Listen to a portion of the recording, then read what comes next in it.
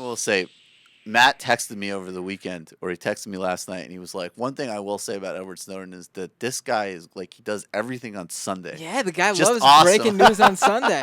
He's like, It's like makes our life easy. We just come in and we're like, all right, let's pull those Edward Snowden stories. so really quickly, I'll get to this in a second, but like, is he still in Russia? Is that the notion? Because he was supposed to be on this Havana flight. All right, maybe we should update. Just people give on a this. brief update about what's going on. So basically, yesterday the report came that Edward Snowden was leaving Hong Kong with an envoy, I guess you can say, of WikiLeaks' law team.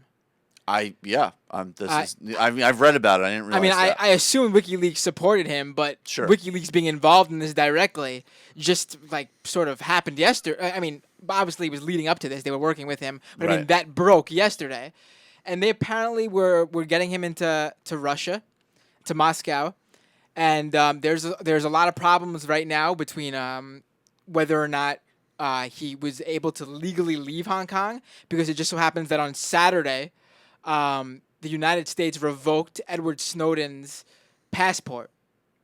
Yeah, but the Hong Kong government, they essentially said, well, we're going to let him leave because the extradition request that the United States has filed with us doesn't fit our laws, Our treaty our bilateral agreements with the U.S. So we're letting him go, which is interesting because that confirmed some of the initial theories of why you go to Hong Kong, which is their extradition laws.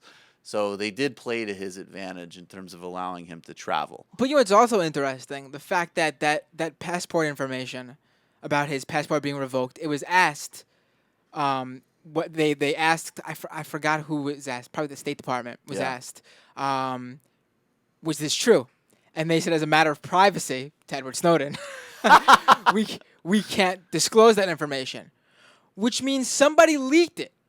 Now, is the United States going to go after the guy or girl who leaked that passport information? Well, or is that type of leak okay? Well, I think the thing that really, well, you know what? I'll get to this. I'll come to this story. I'll get to that through this story. Well, let's just quickly. Oh roll yeah, back sorry, to, yeah. All right, so apparently he's in Moscow, and he booked the next flight out to Havana, Cuba. Right. And that which was supposed to be today, and there was a weird. People weren't sure if he was already in Moscow yesterday or if he was headed to Moscow, because RT said he was in Moscow, yet people saw RT and a ton of reporters waiting at an airplane gate ready to take pictures. Yeah, they were They were literally waiting. Yeah. At the terminal. No photos ever came out. So there's question if he even ever arrived in Moscow at all, or if that was just like a false ruse, a false flag operation. No, but I prefer But ruse. so all these reporters purchased tickets on that flight to Havana. They boarded the flight, and as the plane's taking off, they all realized, hey, that one empty seat there, Edward Snowden never got on.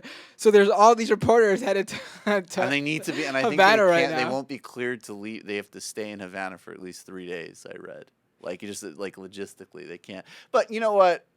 Yeah. I mean, come on. It's not like you're going. It's not like you're going to like. I'm not even going to think of the place. But Havana's not a bad place to be for a couple of days. Edward Snowden's, where Edward Snowden? Where in the world is Edward Snowden? Where in the world is Edward Snowden? Yes, I was trying to remember that show, Carmen Sandiego. Yeah, but all right. So Edward, no one really knows where he is right now. Julian Assange, take this as you will, said that he is currently healthy and safe in an undisclosed location. More interesting is that the White House just said that Hong Kong made a deliberate choice to release Snowden and has damaged U.S.-China relations. Well, I mean, I think obviously U.S.-China relations have been damaged already. Like Snowden, letting Snowden go is what damaged the relations, not everything else. Obviously it did. I mean, look, to be fair here, I mean, the Chinese have epic meltdowns every time the Dalai Lama is seen by anybody in the United States. And that is the exiled head of a country that they illegally occupy and brutally violate the human rights of for a good 50 years. So, let's not... Again, I think it's important with these things to not... No one has clean hands here by any stretch of the imagination.